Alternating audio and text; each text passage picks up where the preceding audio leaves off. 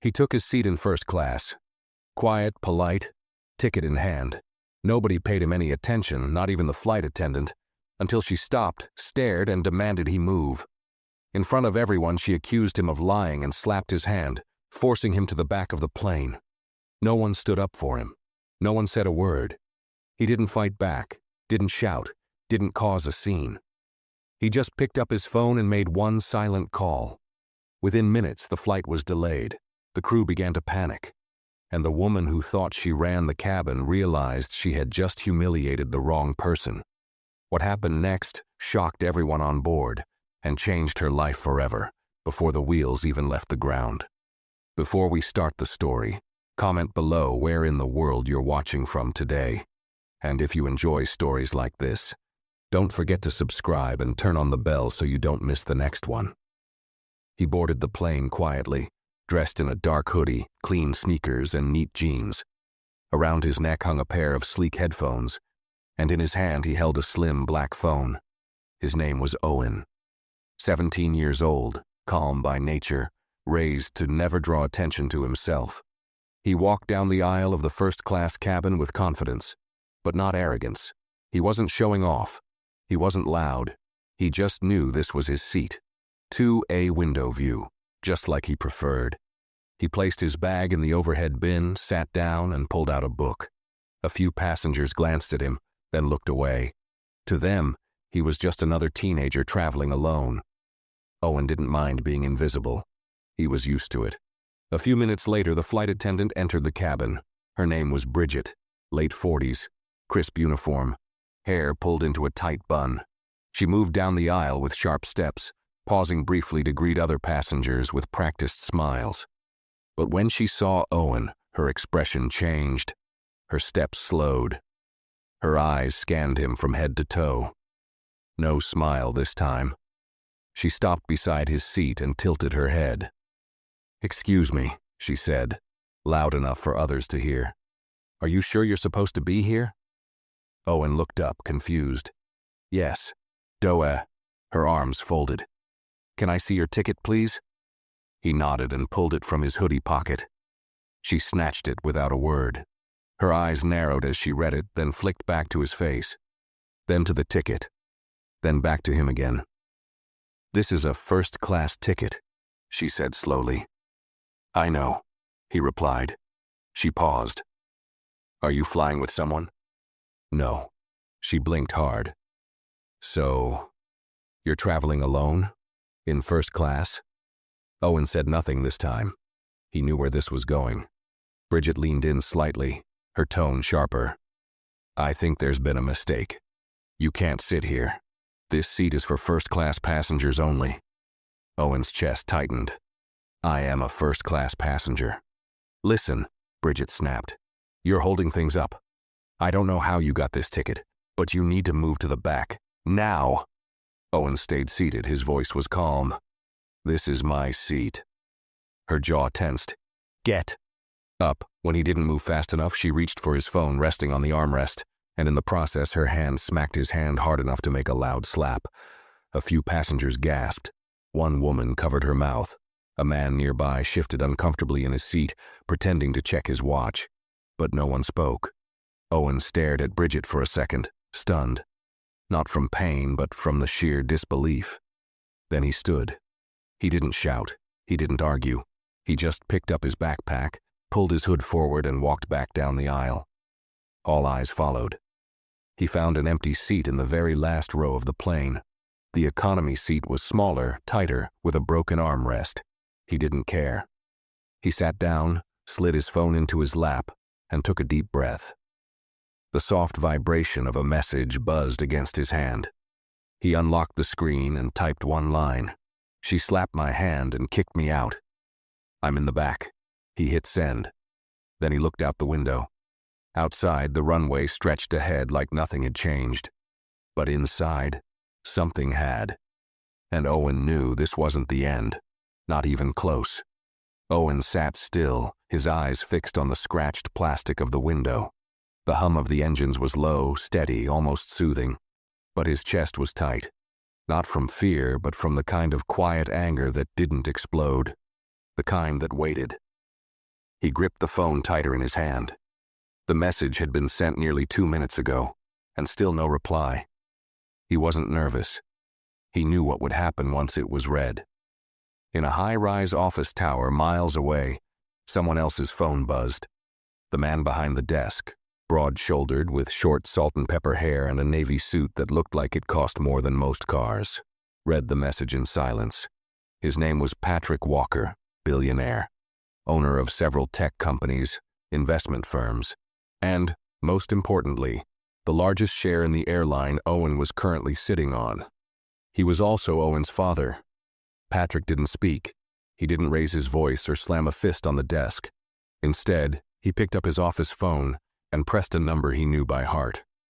A soft tone beeped twice before a voice answered. "Yes, sir. Flight 672. I want eyes on it now. Seat 2A. There's been an incident." The voice on the other end responded without delay. "Understood." Patrick hung up and leaned back in his chair, the storm already moving behind his eyes. Back on the plane, Bridget returned to the galley, still feeling proud of herself. She poured herself a quick cup of coffee and leaned against the counter with a satisfied smirk. The teenage boy had been a disruption, plain and simple. These days, anyone thought they could buy their way into first class. The way he looked, the way he didn't say much. She just knew something wasn't right. She didn't feel guilty. Another attendant, younger, soft-spoken with a name tag that read Taylor, hesitated beside her. "Was there actually a problem with his ticket?" Taylor asked cautiously. Bridget rolled her eyes. "You saw him. Tell me he didn't look out of place." Taylor frowned. "But he had the right seat." Bridget gave a short laugh. "Probably borrowed the ticket from someone else. We can't have that kind of nonsense in first class. It sets the wrong tone." Taylor looked away, unsure what to say. A moment later, the intercom crackled overhead. "Bridget, please report to the cockpit." Her coffee froze halfway to her lips. She blinked. Taylor looked at her, puzzled. "That's strange." Bridget forced a smile. "Probably just a routine check." But deep down, a small flicker of doubt began to form in her stomach. She set the cup down and adjusted her uniform. As she walked up the aisle, she caught a few passengers watching her, some curious, some whispering quietly. She straightened her back and kept walking. The cockpit door was already open when she arrived. The captain turned to her, his face unreadable. "Close the door," he said flatly. She obeyed. And when the door clicked shut behind her, she knew something was wrong. Inside the cockpit, the atmosphere was nothing like Bridget expected. The captain, a man named Reese Hammond with 30 years in the air, wasn't smiling. He stood stiffly beside the control panel, arms crossed, his eyes locked on her with quiet intensity. Next to him, on the small screen mounted beside the radio system, was the live face of someone she didn't recognize, but whose voice hit harder than any turbulence. "Bridget," the man on the screen said. "I'm Richard Lane, Director of Flight Operations. We've received a call from Executive Command regarding a possible incident with a passenger in Seat 2. Bridget froze. "Yes, sir. There was a seating issue. I corrected it." "Did you check the ticket?" Yes, I saw it," she said, her throat dry. "It looked odd. And he wasn't on the list, so I assumed—" "You assumed," the man interrupted, his voice colder now. "Or did you verify?" "I didn't have time to confirm it with the manifest." The boarding process was moving quickly. Captain Hammond exchanged a look with the screen, then turned to Bridget. "You didn't follow procedure. You didn't call it in. And more importantly, you didn't recognize who that passenger is." Bridget's stomach twisted. "He was just a teenager." "No," the director said firmly. "That teenager is Owen Walker, son of Patrick Walker." Bridget blinked. I didn't know." "Well, now you do," the captain said, his tone hard.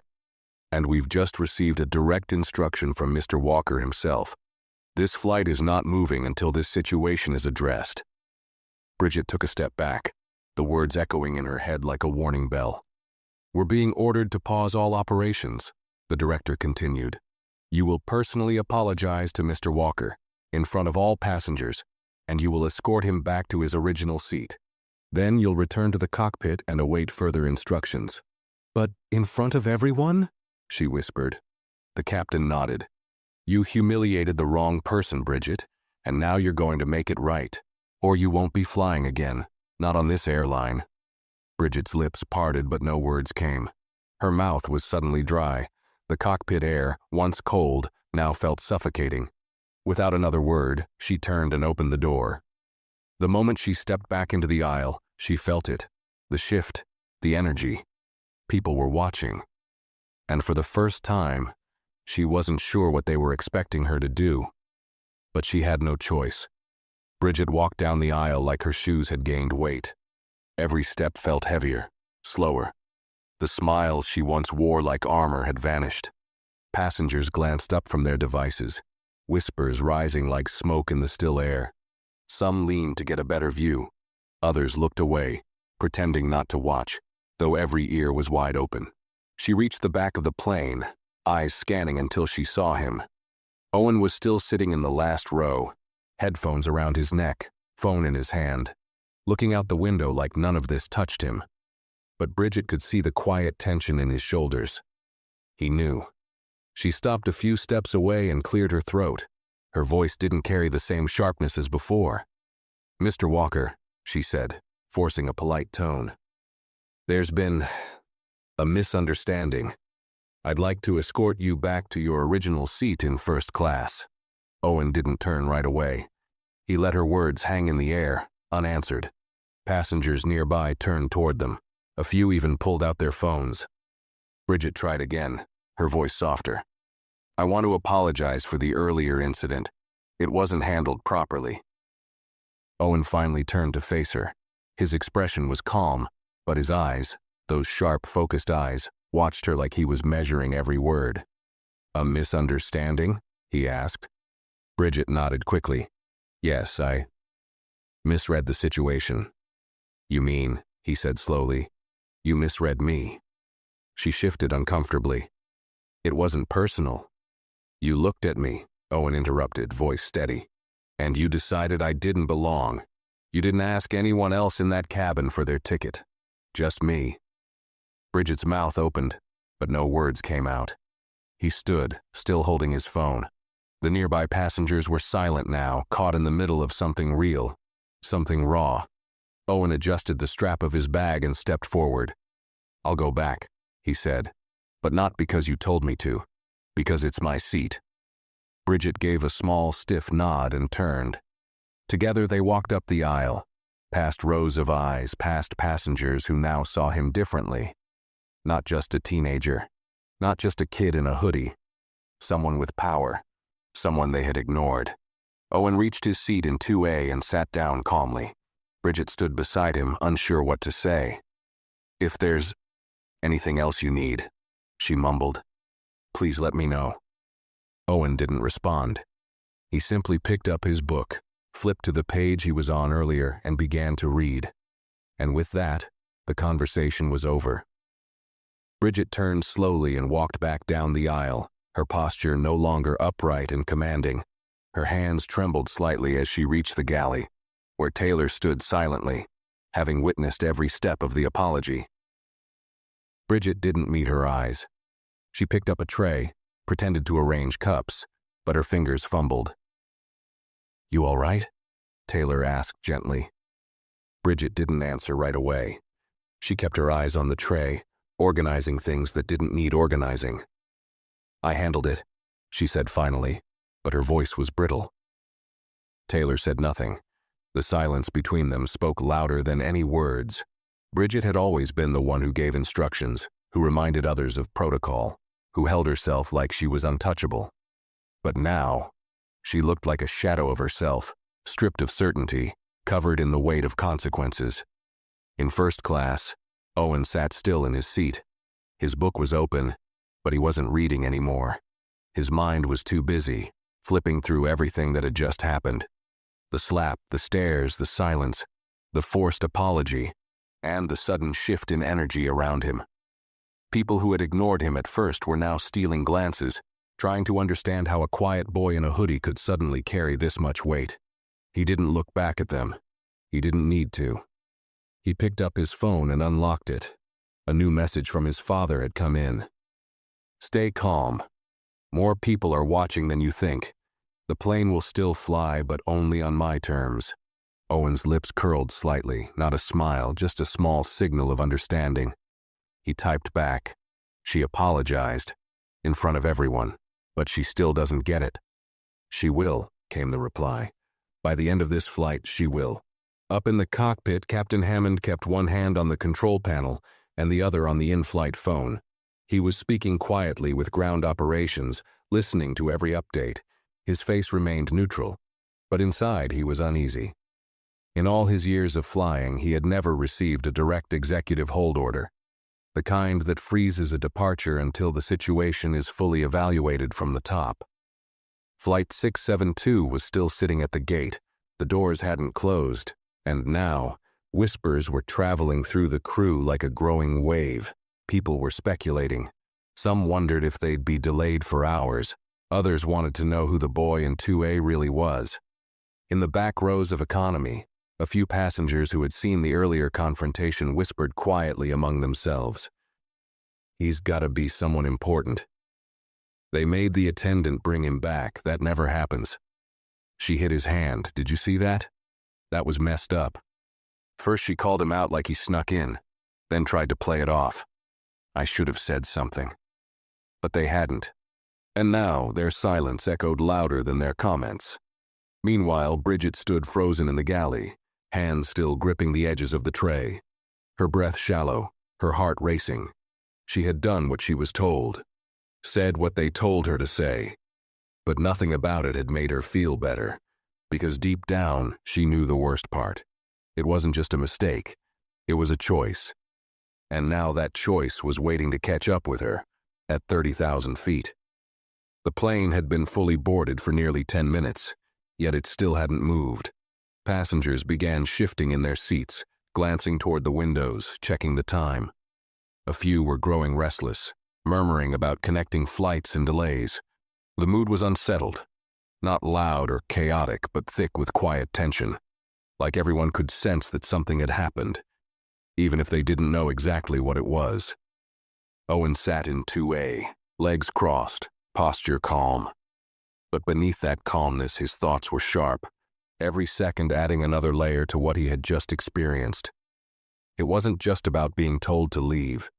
It was the way she had looked at him, like he was an intruder, like the seat belonged to someone else, someone who didn't look like him. The slap wasn't the worst part. The humiliation was. He reached for his phone again. Another message came in. "I've spoken to the airline board. The delay is on purpose. You'll get to your destination, but she won't be flying again today." He read the message twice, then turned off the screen. 3 rows ahead, an older man in a gray sweater turned and looked at Owen with a strange expression, half guilt, half curiosity. He opened his mouth, then closed it. Owen didn't acknowledge him. He was used to that kind of hesitation. Meanwhile, in the galley, Bridget was pacing in short, tight steps. Her nerves were unraveling faster than she could control them. The more she thought about it, the more it all started to crack.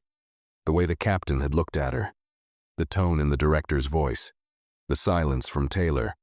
She hadn't just offended a passenger. She had insulted the son of a man who could end her entire career with a single call. She leaned against the wall and closed her eyes. 10 years in the air, and she had never made a mistake like this. Or at least not one that came back to her. She had questioned passengers before, made assumptions, denied upgrades, redirected people who didn't look right for the seat they claimed.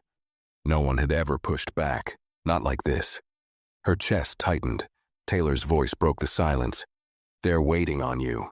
Bridget looked at her. "Who?" "The captain. The call. Whatever this is. It's not over." Bridget didn't respond. She picked up the in-flight phone with shaking fingers and pressed the line that connected to the cockpit. "This is Bridget." The captain's voice came through low and controlled. "You need to prepare. You'll be leaving the flight when we return to the gate. She felt like the floor had dropped beneath her. What? You're being debriefed. An airline official is already at the terminal. Security will meet you once you're off. You're removing me? She whispered, gripping the edge of the counter. There was a pause. Then came the captain's answer. This came from the top, the airline owner himself. You'll step off and someone else will complete the route. Bridget's stomach flipped. What am I supposed to tell the passengers? You don't need to tell them anything, he said flatly. They already saw enough. Bridget hung up slowly, hand trembling. Taylor didn't say a word. She just stood there, watching with eyes that didn't hold judgment, but didn't offer comfort either. And in seat 2A, Owen leaned his head back, closed his eyes, and let the silence stretch. Let her feel what it was like, to sit in the back of something she once thought she controlled. The plane hadn't even left the ground, but the fallout had already started. Bridget remained frozen near the galley, her back pressed against the narrow wall, heart pounding so loud it drowned out the gentle hum of the cabin. She had always been in control during flights, confident, efficient, respected. But now, she felt none of those things. The quiet murmur of passengers, the occasional chime from seatbelt signs, the rustling of magazines, all of it felt distant. Her world had shrunk into this one moment, this one mistake, now unraveling in full view of everyone. She had convinced herself for years that her judgments were part of the job, that she had a sixth sense for trouble, that noticing who did and didn't belong in first class was part of maintaining order. But this time she hadn't just made a silent assumption. She acted on it, loudly, publicly, and now she was the one being removed, before the plane had even taken off. Taylor handed her a folded piece of paper without a word. Bridget glanced at it. Employee removal protocol, Taylor said quietly. The gate agent is waiting. You have to sign it before you leave. Bridget looked at her in disbelief. You're serious? Taylor didn't answer. She didn't need to. The cabin lights dimmed slightly as the crew received final communication. The captain's voice came over the intercom, smooth and rehearsed. Ladies and gentlemen, thank you for your patience. Due to a staffing change, our departure will be slightly delayed. Please remain seated while we make final arrangements. We'll be moving shortly. The announcement was vague on purpose, but it didn't stop the whispers. Staffing change? Who's leaving? What happened? Eyes began to scan the cabin again, and all of them seemed to settle on the same spot, the galley. Bridget could feel it. The shift. The way her authority had vanished in real time. She wasn't the one giving orders anymore. She had become the story. With trembling fingers, she signed the paper Taylor had given her. Her name, once a symbol of experience and control, looked unfamiliar now, scrawled on a form that confirmed her exit. She smoothed her uniform one last time and walked toward the front, her footsteps stiff and reluctant. The first-class curtain was open. Passengers sat quietly, all eyes turning as she approached. Some looked curious, some looked uncomfortable. A few watched with clear satisfaction. They had seen how she'd treated the boy earlier. Now they were watching her pay the price. Owen sat quietly in his seat, earbuds resting in his lap now, not in his ears.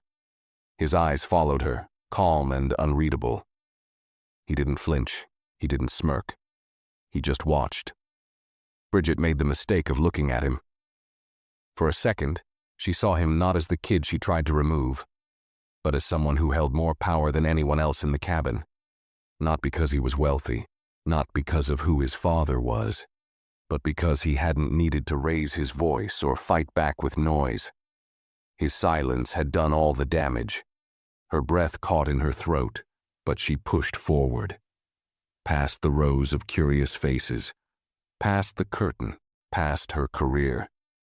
The main door of the aircraft had reopened, and standing just inside the jet bridge was a security officer in uniform and a woman in a navy blue blazer holding a clipboard. Both were silent as Bridget stepped off the plane. The door shut behind her with a hiss. Inside the cabin, the atmosphere shifted again. Someone exhaled quietly. A woman in business attire glanced at Owen with new eyes. A man across the aisle leaned back, his expression complicated. Part guilt, part respect. Owen adjusted his seatbelt and picked up his book. He hadn't spoken a word since he returned to his seat. But somehow he had changed the course of everything. The door sealed behind Bridget with a final click, leaving a quiet stillness inside the cabin. It wasn't the usual hush of a plane preparing for takeoff. It was heavier, more aware. Everyone had felt the shift. No one said it out loud, but it lingered in the air like something unresolved. A few passengers leaned toward each other, whispering quietly. Others sat straighter in their seats, their attention subtly drawn to the boy in 2A who hadn't said much, but had clearly shaken the balance of power with a single phone call. Owen didn't move. He stayed seated, back straight, one hand resting on his book, the other lightly touching his phone. He didn't want anyone to think he was angry. He wasn't. He was focused, waiting, processing. He had learned early in life that power didn't always mean noise. Sometimes the loudest person in the room had the least control, and sometimes the one who sat still, who waited, was the one people feared most. Taylor came down the aisle slowly, offering water and refreshments, her hands steady but her eyes scanning every face. She paused briefly at Owen's seat. "Would you like something to drink?" she asked softly. He glanced up. "Just water, thanks."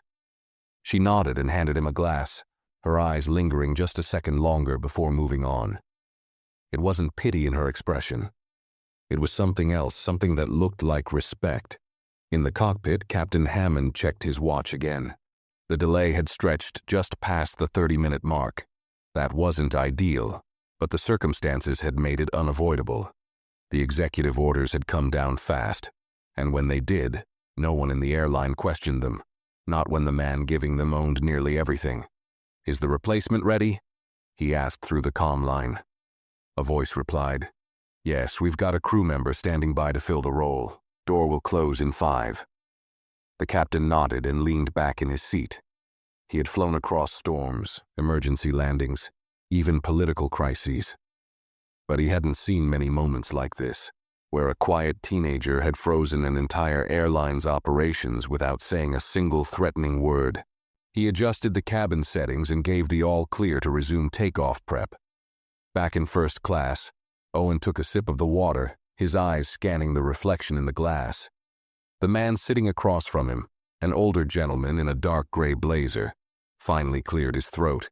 I saw what happened earlier," he said in a low voice. "It was wrong. All of it." Owen didn't say anything. The man hesitated, then added, "I should have said something when it happened. But I didn't." Owen looked at him. "Why didn't you?" The man fumbled. I wasn't sure it was my place, and to be honest, I didn't think it would escalate." Owen nodded slowly. "That's the thing. It doesn't start as violence. It starts with silence." The words hung in the air between them. The man looked away, visibly uncomfortable, but not angry. Just exposed. Across the aisle, a woman who had earlier avoided eye contact now watched Owen quietly. She didn't say anything either, but her eyes said enough. There was awareness now, a discomfort, not because of Owen, but because of their own inaction. Meanwhile, in the back of the plane, a few economy passengers who had recorded the confrontation earlier were replaying the video.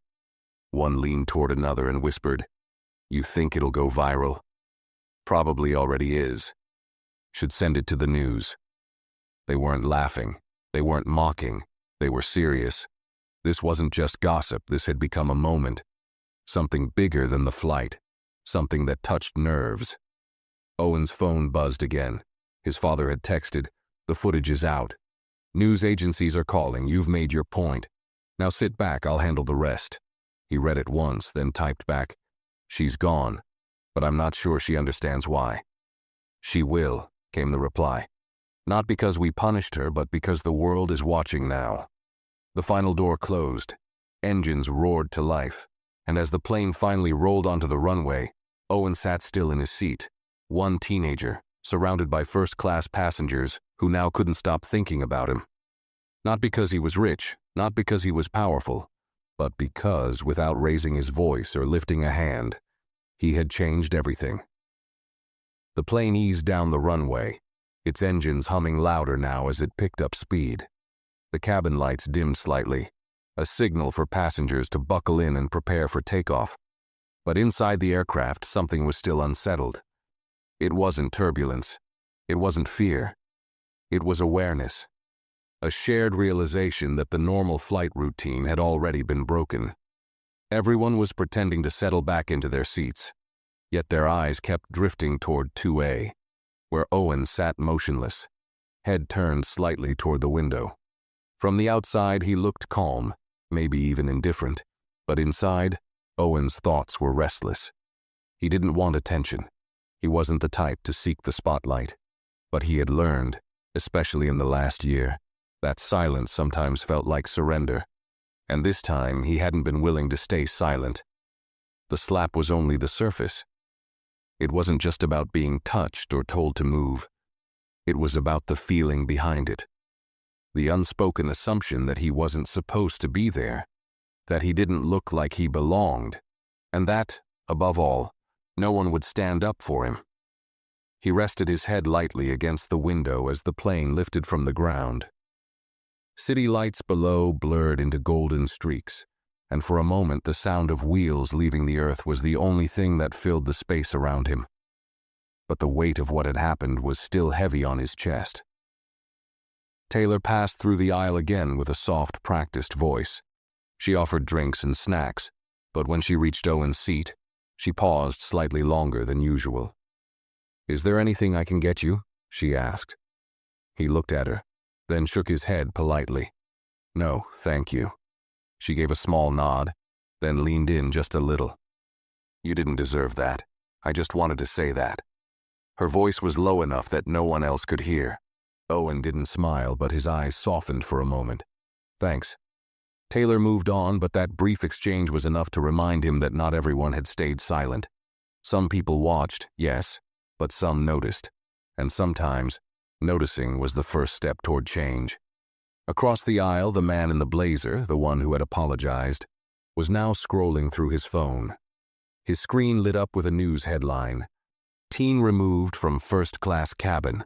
Turns out he's the son of major airline owner." The article had just gone live. Beneath the headline, a blurry photo taken from inside the cabin showed Bridget confronting Owen. The angle wasn't clear, but the tension in the image was. The comments had already started pouring in. "He handled it better than I would have." This is exactly why representation matters. The fact that she hit him and still thought she was right? Unbelievable. Respect to the kid for staying calm. Most would have snapped. The man glanced across at Owen again. This time his expression held something new. Not pity, not confusion, but quiet admiration.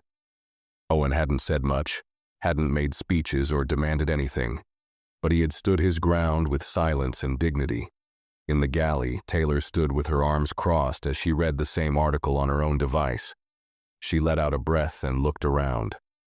The other flight attendants were talking quietly amongst themselves, avoiding the topic, but it was all any of them were thinking about. One of them, Melissa, leaned over. "Do you think she'll get fired?" Taylor didn't answer right away. Then she said, "I think what happens next is out of her hands now." They both went quiet. Back in the cabin, Owen reopened his book. But this time he wasn't reading. The words blurred in front of him as he thought about the days ahead. The article would keep spreading. More people would see the footage. His father would speak with the board, maybe make a statement. But even beyond the headlines, something bigger had already happened. People had seen it. Not just the slap, not just the silence, but the way it changed when someone said, "Enough." And maybe, just maybe, someone else would speak up next time, before it went too far. Before another kid sat in the back, quietly waiting for the world to catch up. The plane cruised through the sky now, calm and steady, but inside the air carried something stronger than turbulence. It carried truth, and truth doesn't land quietly. Somewhere over the clouds, at 35,000 feet, the plane leveled out. The seatbelt sign turned off with a quiet ding, and passengers began to relax into the rhythm of the flight. Drinks clinking softly on tray tables, earbuds going in, books opening. But there was still a current running through the cabin, a low pulse that hadn't faded. Even those trying to pretend it was just another flight couldn't quite shake the memory of what had happened before takeoff. Owen didn't move much. He sat with one leg crossed over the other, occasionally glancing at the window, but mostly still. He had checked his phone a few more times. 3 missed calls from media numbers he didn't recognize, and 4 unread emails, all flagged with subject lines like urgent comment request or press inquiry. His father must have forwarded the story to his team by now. Maybe lawyers were already involved. Maybe the airline was drafting a public response. But none of that mattered to Owen right now. He wasn't after revenge. He didn't care about headlines. What stayed with him was the look in Bridget's eyes when she realized who he was. Not because of the power behind his name, but because she suddenly had to see him as a person. That was the part she hadn't expected. And that's what made it worse. Across the aisle, the man in the gray blazer was still checking his phone every few minutes, reading comment threads like they held some kind of answer. 2 rows behind, a woman whispered to her friend, "They didn't even check his ticket properly. Can you believe that?" "No," her friend replied, "but I'm not surprised either."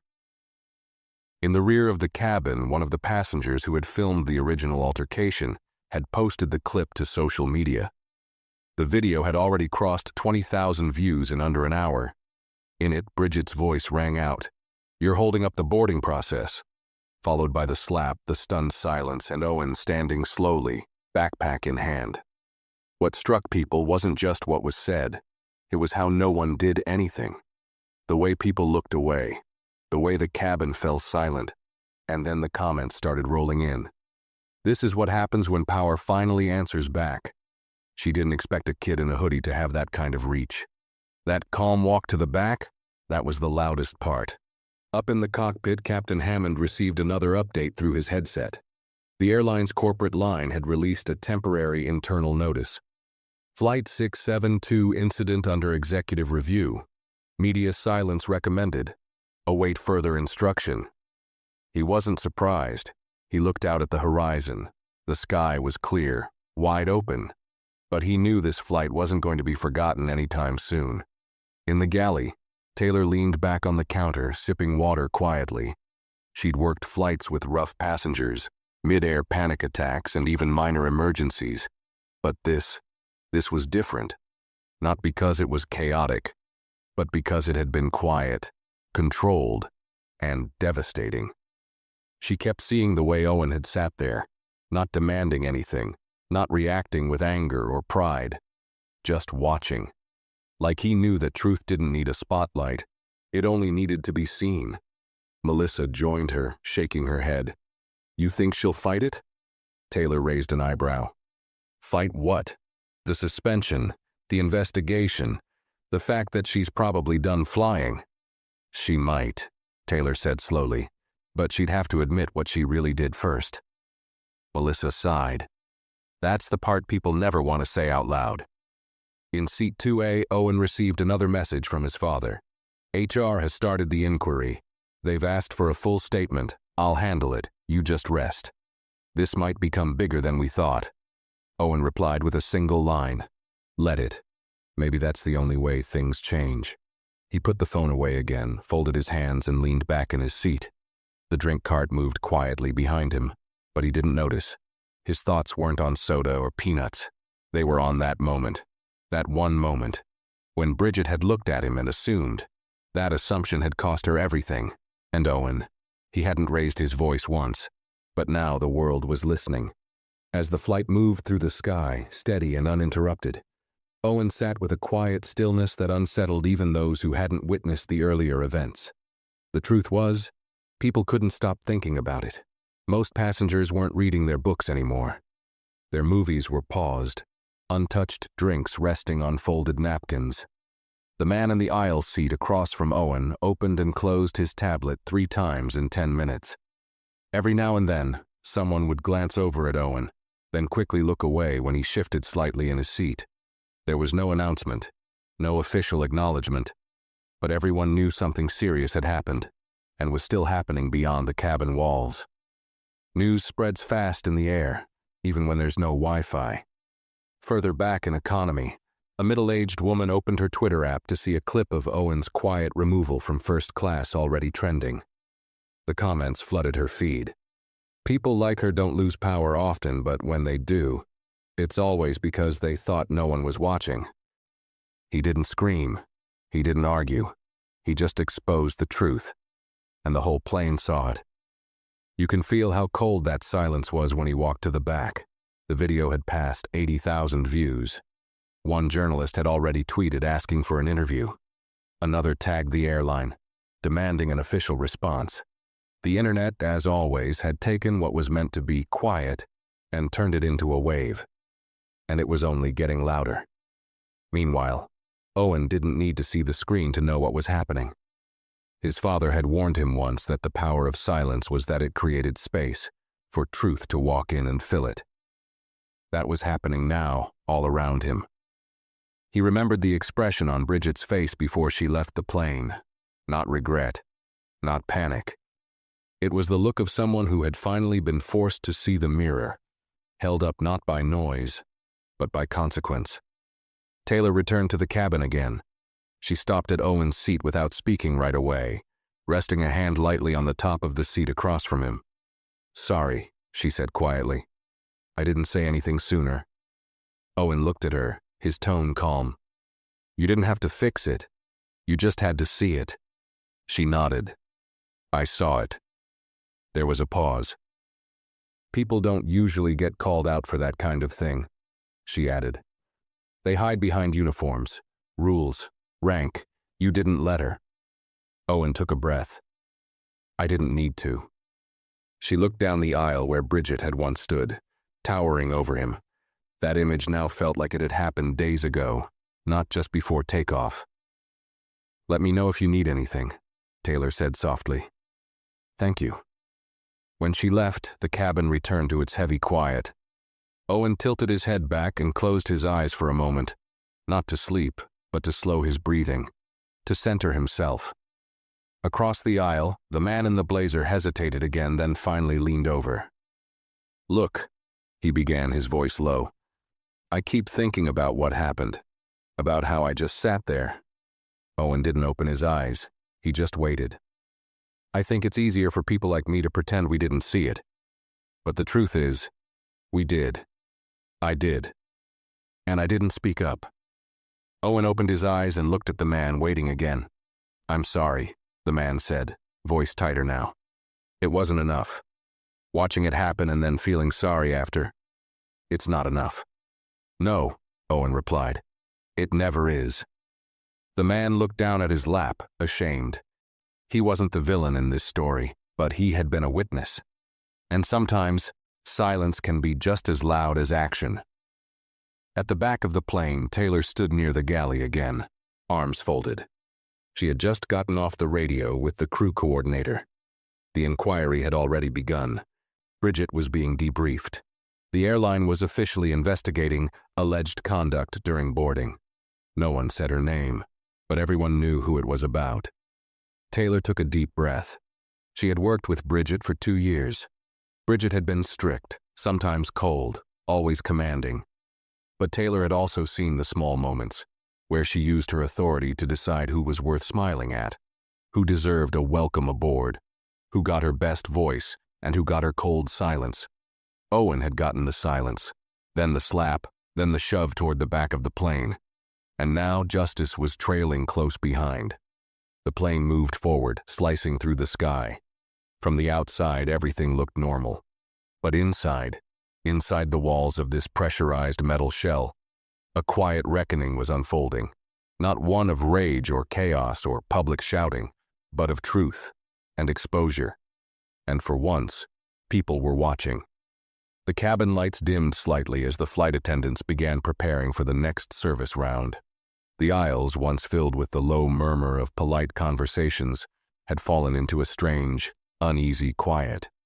People were still talking, but not about their trips or their seat preferences or what drinks to order. They were whispering about the incident, about him, and about her. The teenager in 2A who now carried the weight of a story that had reached thousands of eyes within the span of a single flight, and the flight attendant who had vanished before the plane ever left the ground. Owen adjusted in his seat, stretching one leg out and leaning his head gently against the cushioned window edge. He wasn't tired, but he wanted to give the impression he was. It helped quiet the looks. Still, he could feel them, the sideways glances, the eyes that lingered just a second too long before shifting back to glowing screens or half-read magazines. Everyone had seen him re-enter the first-class cabin. Everyone had watched Bridget walk him back like a student who had just been wrongly sent to detention. And now, every moment that passed without her on board only made the truth clearer. Owen's phone buzzed again. His father had sent another update. The internal email just went out to all crew. The airline's reviewing her full employment record. Public statement in the next few hours. It's officially an investigation now. Then another message seconds later. Your name's trending. I'll try to keep it controlled. Owen sighed, staring at the screen. He didn't want fame. He didn't want headlines. He had never liked attention. His father always warned him that privilege came with a spotlight, one that couldn't always be turned off. He thought he could escape it by flying alone, wearing regular clothes, just being another passenger. But he had learned the hard way that some people didn't need to know your name to decide who you were. They just needed to look at you. Across the cabin, two women leaned toward each other and whispered. That's him. Are you sure? Yes. He's the one. Do you think he'll sue? I would. They weren't malicious, just curious. But Owen heard it all the same. He took another sip of water and placed his phone face down on the tray table. No more updates, no more alerts. The man in the gray blazer, the same one who had apologized earlier, sighed quietly and turned toward Owen once more. You know, he said, voice low and careful, I work in corporate training. We talk about bias all the time. But when you see it happen, when it's real, it looks different. Owen looked at him, not coldly, just neutrally. It always looks different up close. The man nodded slowly. I guess I never thought I'd be one of the people who froze. You weren't the only one, Owen replied. Another pause. Still doesn't make it right, the man added. No, it doesn't. And that was the end of the conversation. In the back galley, Taylor stood with a tablet in her hand, reviewing updates sent through the crew's internal messaging app. Her hands tightened slightly when she read the newest directive. All cabin crew reminded to review anti-discrimination policy. Mandatory training sessions scheduled. All incidents involving cabin conduct to be logged and reported immediately. Below it, a private message blinked from her supervisor. Keep an eye on first class. Let us know if anything escalates. Taylor sighed and set the tablet down. Nothing was escalating, but everything was shifting. The balance of control had changed. The cabin didn't feel the same anymore. She walked slowly back into first class. Her eyes scanned the passengers, many now restless or staring blankly ahead. Then her gaze landed on Owen. He was scrolling through his messages again, his face unreadable, his movements slow, deliberate. She approached and crouched down just enough so her voice wouldn't carry. Just so you know, she said gently, people are still talking, but not the way you might think. Owen looked at her. They're not questioning what happened, Taylor continued. They're questioning why they didn't see it sooner, why it had to get this far before anyone paid attention.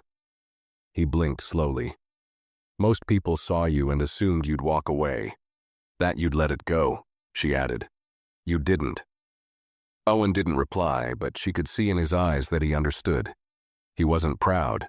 He wasn't angry. He was just resolved. Taylor stood and moved on. The plane hummed through the sky, but the silence wasn't just from altitude. It was the kind of silence that comes after a reckoning. A pause before the consequences arrive. And though no one said it aloud, everyone knew. This flight was no longer just a flight. It was a message, one that wouldn't be forgotten. The hours in the air passed slowly, but they weren't quiet, not on the inside. Most passengers had settled into the routines of a long flight. blankets pulled up to their chins, eyes closed but not asleep, headphones playing music too low to be heard. But even behind closed eyes, their minds were turning. Every time a flight attendant passed by, every time a tray shifted or a passenger stood up to stretch, someone's thoughts circled back to what had happened before the wheels left the ground. Owen hadn't spoken in nearly 40 minutes. He had put his phone away, letting it sit untouched next to a glass of melted ice and untouched soda. His book lay closed on his lap now. He had stopped pretending to read. Instead, he simply watched, silently observing the reactions of those around him, the glances that flicked toward him, then away, the way people sat straighter when he shifted in his seat, how they acted like he wasn't the same boy they had watched walk to the back of the plane just hours earlier. He was. They weren't. They had changed, because now they knew. And once you know, you can't unknow it. In seat 3C, the woman in a white blazer had finally decided to speak. She leaned toward Owen's seat, her tone soft and careful. "Can I say something?" she asked. Owen turned toward her. "You just did." She gave a quiet smile. "Right. I've been watching, not in a creepy way," she added quickly, "but in a reflective way. You handled yourself with more grace than most grown adults I've ever seen." Owen said nothing, waiting. "I didn't stand up either," she continued. "I heard everything. I saw her face when she spoke to you. I saw yours too. And I just sat there. I guess I told myself it wasn't my place. But it was. It always is," Owen said gently. "Silence protects the one who's loudest." She nodded slowly. "I won't be silent again." It wasn't a dramatic moment. There was no tearful apology, just quiet truth. Honest, simple. That was all Owen ever wanted. Not grand speeches, not forced forgiveness. Just honesty. A few rows back, the businessman in the navy tie had opened his laptop again, but this time not to scroll through contracts. Instead, he was typing a LinkedIn post. "Today I watched a young man stand taller than anyone on this plane, and he never once raised his voice. I saw bias, I saw silence, I saw consequence. But what struck me most was the control, the dignity, the quiet power. That kind of leadership can't be taught in boardrooms. It's lived." He stared at the screen for a few seconds before hitting post. Back near the galley, Taylor was finishing her crew report, something usually filled with inventory notes and seatbelt compliance check marks. But this time, it had a new section, Incident Summary, filed voluntarily. Passenger in seat 2A was publicly removed from first class without proper verification of boarding credentials. The crew member responsible failed to follow identification procedures, used dismissive language, and escalated the encounter with physical contact. Passenger remained calm and compliant throughout. Incident resulted in immediate removal of crew member from flight by executive order. Recommend full investigation and review of internal training protocols. She signed her name at the bottom, slid the tablet into its charging dock, and exhaled. It felt right. Maybe it wouldn't fix everything, but it was a start. Her conscience felt lighter. At the front of the cabin, Owen looked down at his hands. They were steady, clean, resting in his lap, not clenched, not nervous. He knew what he had done, and he knew what Bridget had done too. He also knew what the airline would try next. Damage control, polite statements, maybe even compensation offers. But no press release could erase the moment she looked at him and saw a threat instead of a passenger. He didn't want her fired. Not really. But he wanted her to understand that the damage wasn't in the slap. It was in the way no one stopped her. He leaned back and closed his eyes for a moment. A final message buzzed softly on his phone. His father again. "Statement goes live in 20 minutes.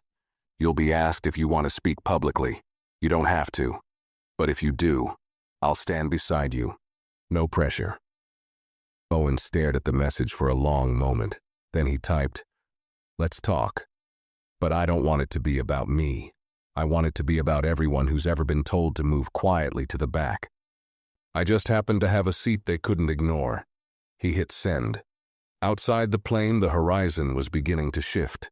The sky held a glow now, soft, faint, but undeniable. Morning was coming, and so was landing. So was everything else. The early light of dawn crept through the windows, painting the cabin in a pale silver hue.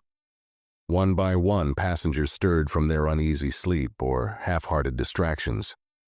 The mood hadn't lightened. If anything, the stillness of the morning only made the tension clearer. Every person on board knew they were approaching the end of the flight, but not the end of the story. The captain's voice broke the silence. Ladies and gentlemen, we'll be beginning our descent shortly. Please make sure your seat belts are fastened, tray tables are up, and personal items are secured. We'll be landing on schedule. Thank you. The intercom cut off with a quiet click, but it left behind an echo. A sense that this was the beginning of something, not the close. Owen fastened his seatbelt without looking up. His hands moved automatically, his body practiced in routine. But his mind was somewhere else. Not in the clouds or on the runway, but on what waited at the gate. He didn't need a welcome party. He didn't want cameras or flashing lights or a row of suited executives pretending to care. All he wanted was the truth to follow through, to land with him and stay grounded. As the plane descended, the engine's hum deepened and the tension in the cabin thickened again. People straightened their seats and adjusted their posture, but their focus remained on him. Not because he asked for it, but because they knew what they had seen and hadn't stopped.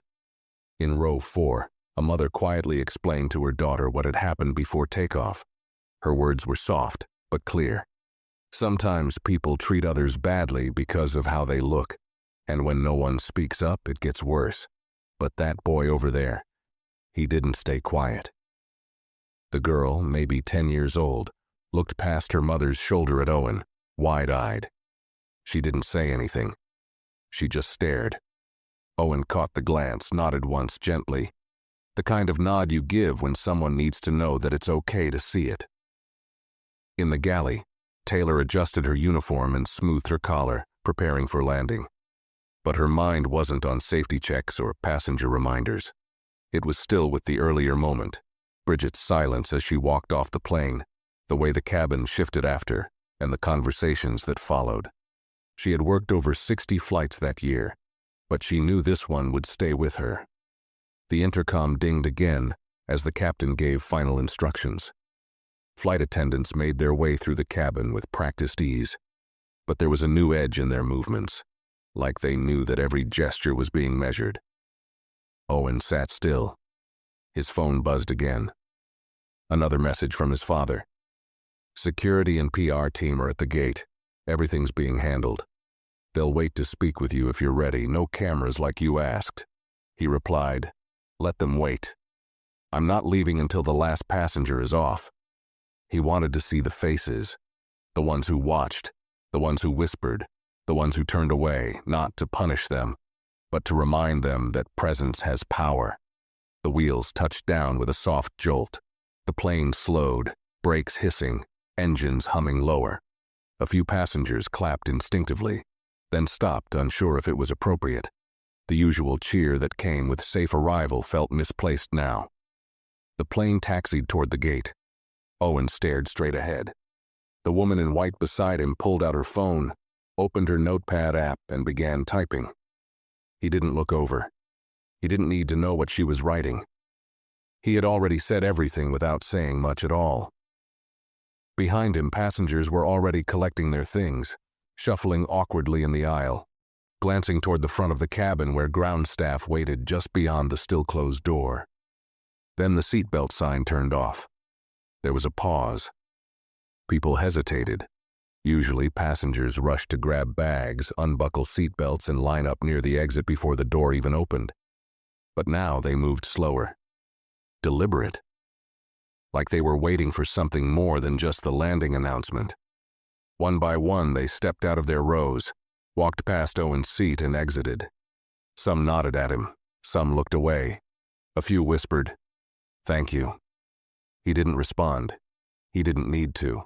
Row by row, the plane emptied, until only Owen remained, still seated, still watching, and waiting for the world to catch up. The cabin was empty now. The chatter, the shuffling, the soft thuds of bags being pulled from overhead bins, all of it had faded into silence. Every seat was bare. The aisle was clear. The plane, which hours ago had carried whispers, judgment, discomfort, and awakening, now felt like a sealed echo chamber, holding the final breath of something unfinished. Owen remained in seat 2A, upright, steady. His hands rested on his lap, fingers loosely folded, his posture calm, unshaken.